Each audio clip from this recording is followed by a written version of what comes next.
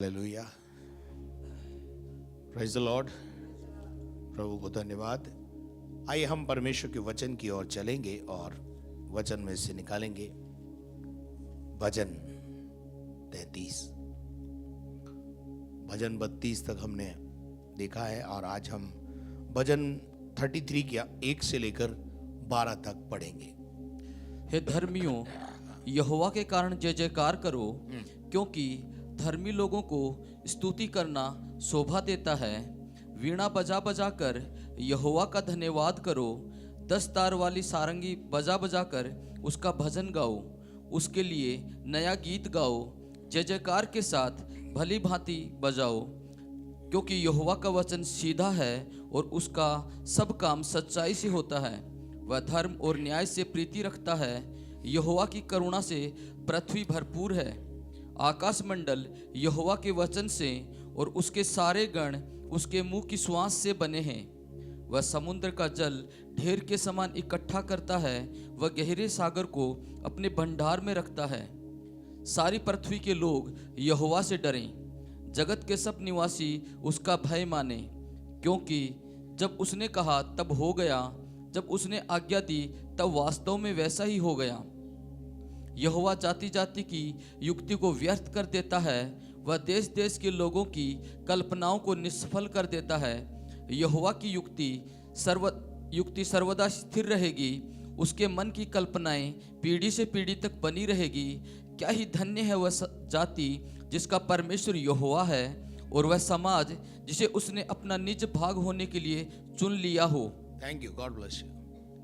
अब हम पहली आयत में जाएंगे और पहली आयत में हम देखेंगे क्या लिखा है कि हे धर्मियों, धर्मियों को एक आदेश है यहाँ पर। हे धर्मियों, यहोवा के कारण जय जयकार करो, क्योंकि धर्मी व्यक्ति को, धर्मी लोगों को स्तुति करना सोहता है। धर्मी के तंबुओं से जय जयकार की आवाज निकलती है। धर्मी पराजय के अनुभव में भी आनंदित रहता है, इसको धर्मी बोलते हैं। थोड़ा सा दुख आए तो हम पंचर नहीं होते, है ना। प्रभु का वचन कहता है कि धर्मी को क्या सोता है, धर्मी के मुंह से क्या निकलना चाहिए, धर्मी को करना क्या। ये बात बहुत अच्छी रीति से धर्मी व्यक्ति को, सत्संगी व्यक्ति को आनी चाहिए कि मुझे, अगर मैं बुराई करूंगा तो मेरा परमेश्वर ही मुझसे विमुख हो जाएगा, मैं बुराई सुनूंगा तो मेरा परमेश्वर मेरे को छोड़कर चला जाएगा, तो मैं ऐसा काम करूं ही क्यों। जो परमेश्वर को अच्छा लगता है, जो परमेश्वर को सोता है या शोभा देता है हमारे को, वो काम हम करें। हम वो काम करें ही नहीं ना जिससे प्रभु क्रोधित हो जाए या हमें छोड़कर चला जाए। तो प्रभु का वचन यहां पर बोलता है, हे धर्मियों, यहोवा के कारण आनंदित हो, जय जयकार करो, क्योंकि धर्मी लोगों को स्तुति करना ही सोहता है, शोभा देता है। धर्मी के मुंह से बुराई निकले, बुरी बुरी बातें करे, गालियां बके धर्मी, तो वो काहे का धर्मी है। जब आवे जब बुराई करे, जब बैठे जब बुराई करे, वो बुरा है, ये बुरा है, वो बुरा है, ये बुरा है, ये बुरा है, तो वो धर्मी नहीं है ना भाई। वो तो दोष निकालने वाला है, और दोष निकालने वाला किस डिपार्टमेंट में होता है वो आपको मैं पहले बता ही चुका हूं।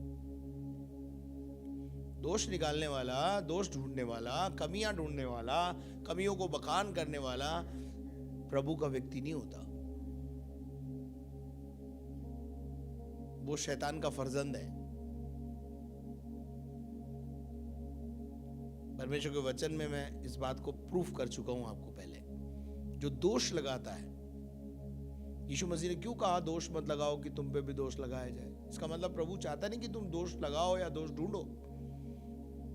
अगर तुम्हें किसी के अंदर कोई दोष, कमी, खटी नजर आ रही है तो तुम उसके लिए प्रार्थना करो, बजाय इसके कि 100 लोगों को बयान करो। तो प्रभु का वचन हमें बोलता है कि जो बातें शोभा देती है उनको हमें करना है। अब इस बात को सीखने के लिए हमको फिलिपियों की पत्री 4 अध्याय उसके 9 और 10 पद को पढ़ना पड़ेगा। तो आपको बहुत अच्छी रीति से वहां समझ में आएगा कि करना क्या है। इसलिए हे भाइयों, जो बातें सत्य हैं, हाँ, निदान हे भाइयों और बहनों, जो बातें सत्य हैं, सत्य हैं, और जो बातें आदरणीय हैं, जो बातें आदर के योग्य हैं, बातें उचित हैं, जो बातें उचित हैं, और जो बातें पवित्र हैं, जो पवित्र हैं, और जो बातें सुहावनी हैं, सोहती हैं, शोभा देती हैं, और जो बातें मन भावनी जो हैं, मन को अच्छी लगती हैं, अर्थात जो भी सद्गुण और प्रशंसा की बातें हैं, सद्गुण की बातें हैं, प्रशंसा की बातें हैं, उन पर ध्यान लगाया करो। मेरी बाइबल में लिखा है उन्हीं पर ध्यान लगाया करो। उन पर नहीं, उन्हीं पर ध्यान लगाओ। बाकी की बात पे क्यों ध्यान लगाना है? किसी भी व्यक्ति को अगर आप देखते हैं तो उसमें गुण और अवगुण दोनों होते हैं, उचित और अनुचित दोनों होता है, सद्गुण और अवगुण दोनों होते हैं। तो क्यों ना हम अच्छी चीजों पर मन लगाएं, अच्छी बातों को खोजें, अच्छी बातों को निकाल कर उसके लिए प्रभु को धन्यवाद दें। मेरे प्यारे लोगों, परमेश्वर का वचन हमें यह सिखाता है। अब देखिए, यहां बहुत सारे पॉइंट्स हैं। पहला है सत्य। सत्य को अगर उल्टा करें तो क्या है? झूठ, असत्य। दूसरा है आदरणीय, अगर इसको अपोजिट करें तो अनादर। इसके बाद उचित में जाएं तो उचित का उल्टा है अनुचित। अब प्रभु का वचन कहता है उचित बातों पे मन लगाओ, हम अनुचित बातों पे मन लगाते हैं।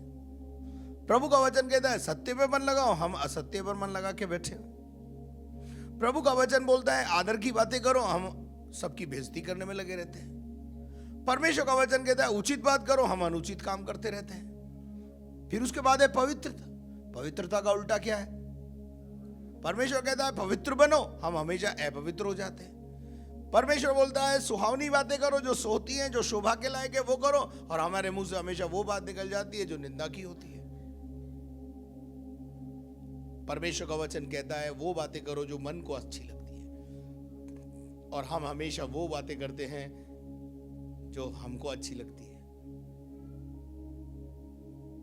कभी आप अपने मन से बात करना, आपका मन आपको बताएगा कि जो तू कर रहा है ना वो ठीक नहीं है, गलत है। मन आपको शिक्षा देता है। रात को बाइबल में लिखा है आपका मन आपको शिक्षा देता है और आपसे कहता है अच्छी बातों पर मन लगा। पर मन की आवाज सुनते कौन है? क्या आपका कॉन्शियस आपसे बात नहीं करता है? क्या आपका कॉन्शियस आपसे बात नहीं करता? करता है, लेकिन हम हैं कि उस पर मन लगाते नहीं, हम ध्यान ही नहीं करते उस पर। निदान जो सद्गुण की है, सद्गुण और अवगुण, प्रशंसा और निंदा, इन्हीं पर ध्यान लगाया करो। अच्छा, ऐसा ध्यान लगाने से होगा क्या? 9वें पद में पढ़ो। और जो बातें तुमने मुझसे सीखी, पौलुस कहता है अगर कुछ समझ में नहीं आ रहा है तो मेरा अनुकरण कर लो, मेरे पीछे चलो। तुमको कुछ नहीं आ रहा ना समझ में, तो पौलुस कह रहा है जो बातें मैंने तुम्हें सिखाई है और ग्रहण की, और तुमने मुझसे ग्रहण की है, और सुनी, और मुझसे सुनी है, और मुझ में देखी, और मुझ में देखी है, उन्हीं का पालन किया करो। पौलुस के पास कितना हियाव है। पौलुस कह रहा है तुम मेरी सी चाल चलो क्योंकि मैं मसीह की सी चाल चलता हूं। इतना हियाव बाइबल में किसी को भी नहीं हुआ जितना सेंट पॉल को हुआ। सेंट पॉल ने इस बात को बोला, एक जगह नहीं बोला, कई जगह बोला, कई पत्रियों में लिखा उसने। आज ये हियाव हमारे पास होना चाहिए। आज ये हियाव पास्टर के पास होना चाहिए। मैं यहां से डंके की चोट बोलता हूं, आपको बाइबल पढ़नी नहीं आती, कोई बात नहीं, आप जो मुझ में देख रहे हो उसको फॉलो कर लो। पौलुस कहता है जो बातें तुमने मुझसे सीखी हैं, ग्रहण की हैं, सुनी हैं और मुझ में देखी हैं, उन्हीं का पालन कर लो तो स्वर्ग मिल जाएगा। परमेश्वर का वचन कहता है। उसके बाद पौलुस कहता है तब परमेश्वर, तब एक कंडीशन है, तब परमेश्वर जो शांति का सोता है वो तुम्हारे साथ रहेगा। हालेलुया। तुम शांति के सोते को अपने साथ रखना चाहते हो और मन लगाए बैठे हो कहीं और। तुम शांति के सोते को अपने साथ रखना चाहते हो और अपने जीवन को लगा रखा है अपवित्रता में। तुम शांति के सोते को अपने जीवन में रखना चाहते हो और अनुचित कामों में फंसे हुए हो। वचन में लिखा हुआ है, बहुत सारी बातें हैं जो अनुचित हैं। वचन में लिखा है कि परमेश्वर के भवन में कौन रहेगा, उसके तंबू में कौन रहेगा। नहीं पता है तो भजन 15 और 24 घर जाके पढ़ना। जो अपने मुंह से पड़ोसी की निंदा नहीं करता, निंदा करने वाला यहां नहीं रह पाएगा और ना निंदा करने वाले के साथ परमेश्वर रहेगा। हे धर्मियों, सोहती बातें करो, अच्छी बातों पर मन लगाओ। उसके बाद दूसरा पद बोलता है, वीणा बजा बजा कर यहोवा का धन्यवाद करो। वीणा बजाओ, धन्यवाद करो और 10 तार वाली सारंगी बजा बजा कर। अब लोग बोलते हैं बाइबल में कहां लिखा है ताली बजाओ, ये लिखा है, लेकिन बाइबल बोलती है भैया 10 तार वाला। कौन सा 10 तार? ये जो हाथ आपको दिए हैं इसकी बात कर रहा है लेखक। कह रहा 10 तार वाले साज बजा बजा कर तुम यहोवा की भजन गाओ और उसके लिए नया गीत गाओ। उसके लिए कौन सा गीत गाओ? हाँ, रोज नया गीत होना चाहिए। उसकी प्रशंसा में, उसकी तारीफ में रोज नए गीत होने चाहिए। प्रभु कहता है मेरे लिए गीत गाओ। अच्छा, फिर उसके बाद जय जयकार के साथ हाँ भली भांति बजाओ। जय जयकार के साथ कैसे बजाओ? भली भांति। इसका मतलब क्या है? आराधना के दौरान भली भांति बजाना है। और क्योंकि यहोवा का वचन सीधा है और उसका सब काम सच्चाई से होता है। उसके काम में कोई झूठ वूठ नहीं चलता। यहोवा का काम सीधा है और सच्चाई से भरा हुआ है। झूठ नहीं है उसमें फरेब नहीं है। जो मन सच्चाई से सेवा करता है वो प्रतिफल पाता है। जो सच्चाई से सेवा नहीं करता ना, उसको कोई प्रतिफल मिलने वाला नहीं है। मान के जाना ये बात मेरे अजीज हो। उसके बाद हम और आगे बढ़ते हैं। लिखा हुआ है, वह धर्म और न्याय से प्रीति रखता है। धर्मी क्या करेगा? धर्म से और न्याय से प्रीति करेगा और यहोवा की करुणा से पृथ्वी भरपूर है। यहोवा की करुणा से क्या है? पृथ्वी भरपूर। छठे पद में लिखा हुआ है, पढ़िए। आकाश मंडल यहोवा के वचन से और उसके सारे गण उसके मुंह की सुवास से बने हैं। हाँ, जितने गण और जितने आपको ये वायुमंडल के अंदर सूरज, चांद, तारे, ग्रह दिखते, ये बनाए किसने? इनका सबका बनाने वाला कौन है? मेरा और आपका बनाने वाला कौन है? लिखा है आकाश मंडल यहोवा के वचन से और उसके सारे गण उसके मुंह की श्वास से बने हुए हैं। हम अगर जिंदा है ना, तो उसने आदम में अपना दम फूका जब तो जिंदा हुए हम। उसने कहा, उत्पत्ति के पहले अध्याय में जब जाएंगे ये बातें आपको देखने को मिलेगी। क्रिएशन, आदि में परमेश्वर ने आकाश और पृथ्वी की रचना की और उसने कहा हो जा, तो हो गया। वो बोलता गया और काम होता गया। उसकी आवाज में, उसकी शब्दों में इतनी ताकत है। उसके मुंह से निकला हुआ वचन क्रिएट कर देता है। उसके मुंह से निकले हुए वचन में ताकत है। मैं तो यूं कहना चाहता हूं, ये जो वचन हमारे पास है ना, इसमें ताकत है। इसलिए वचन क्लेम करा करो। वचन को क्लेम करना सीखो। वचन में ताकत है। उसके शब्द से, आदि में वचन था, वचन ही परमेश्वर है और वचन देह धारण करके आया और मनुष्य के बीच में उसने डेरा किया। उसका नाम यीशु मसीह है। मेरे प्यारे लोगों, उसके मुंह में आकाश मंडल यहोवा के वचन से और उसके सारे गण उसकी मुंह की श्वास से बने हैं। सब कुछ जो कुछ प्रभु ने बनाया हो, उसके लिए किसी चीज के लिए उसने कोई मेहनत की नहीं की। सिर्फ मनुष्य को बनाने के लिए उसने अपने हाथों का इस्तेमाल किया, ताकि हम ये गा सकें, क्योंकि तू है मेरे हाथों की रचना। मनुष्य को उसने बोल के नहीं बनाया, मनुष्य को उसने अपने हाथों से बनाया।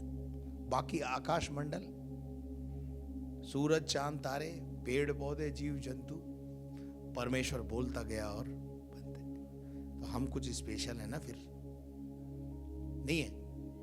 हमें भी बोल के बना सकता था वो, पर उसने हमारे अंदर मेहनत की। और मैं आपको बताना चाहता हूं, अगर वो बोलता है और होता है, तो हम बोलेंगे तो भी होगा।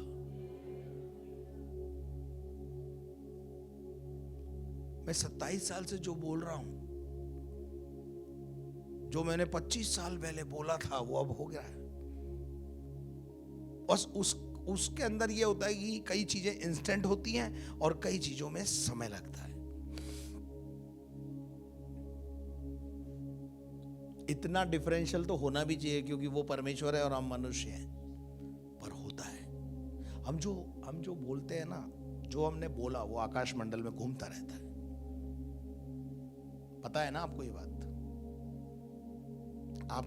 आपका बोला हुआ जो होता है, आपने अच्छा बोला तो क्या घूमेगा, और आपने गालियां काटी तो वो गालियां घूमती रहेगी। की है कौन बोली हो? फिर प्रभु वॉइस टेस्ट करेगा, ये फलाने पादरी की है, ये फलाने प्रचारक ने गालियां बकी है। और बक बोलने से पहले हमें तोलना है कि हमें क्या बोलना है। और उसके बाद लिखा है सब कुछ उसके श्वास से बना हुआ है, और वह समुद्र का जल ढेर के समान इकट्ठा करता। हाँ, जब वो बोलता है समुद्र को एक जगह इकट्ठा हो जाता है, वो इकट्ठा हो जाता है, एक ढेर में कन्वर्ट हो जाता है। बल्कि समुद्र को दो भागों में बांटने की ताकत रखता है, रास्ता दिलवाता है समुद्र में से। और उसके बाद वह गहरे सागर को अपने भंडार में रखता है। गहरा सागर जो है उसके भंडार में रहता है। आगे सारी पृथ्वी के लोग यहोवा से डरें। सब पृथ्वी के लोगों को आदेश देता है वो किससे डरना है। यहोवा परमेश्वर से डरे, जगत में सब निवासी उसका भय माने। और क्योंकि जब उसने कहा तब हो गया, जब उसने कहा तब हो गया, जब उसने कहा तब हो गया। आप कहोगे हो जाएगा, आप कहोगे हो जाएगा, हो जाएगा। जब उसने आज्ञा दी तब वास्तव में वैसा ही हो गया। वास्तव में हो गया। वास्तव में हो गया का क्या मतलब है? उस चीज को हमने आंखों से देखा, प्रत्यक्ष प्रमाण दिए कई चीजों के उसने। सो मेरे प्रिय लोगों, जिस परमेश्वर की हम आराधना करते हैं, वो बोलता है तो होता है, वो बोलता है तो होता है। परमेश्वर आपको भी ऐसा बल दे कि जो बातें आज हमने सीखी, समझी, उनका पालन करें, तब शांति का सोता परमेश्वर हमारे साथ रहेगा। और जब परमेश्वर हमारे साथ रहेगा तो आप समझ सकते हैं किसी भली वस्तु की घटी कमी आपके जीवन में वो नहीं आने देगा। इसलिए परमेश्वर पर आसरा रखो, उस पर भरोसा रखो, और वो काम करो जो उसको पसंद है। वो कहता है 10 तार वाले वीणा बजा बजा कर मेरी आराधना करो। तो जो लिखा है वो करो ना, जो लिखा है वो करो। और जब हम जो लिखा है उसको करेंगे, निश्चित रूप से हमारे जीवन में भी काम होगा, हमारे परिवारों में काम होगा, हमारी कलीसिया में काम होगा। मैं आपको एक ही बात कहना चाहता हूं, हम भले कामों के लिए सिरजे गए हैं, हम भले कामों को करने में लगे रहें। वो काम ना करें जिससे परमेश्वर हमारे डेरे से, हमारी जिंदगी से दूर चला जाए।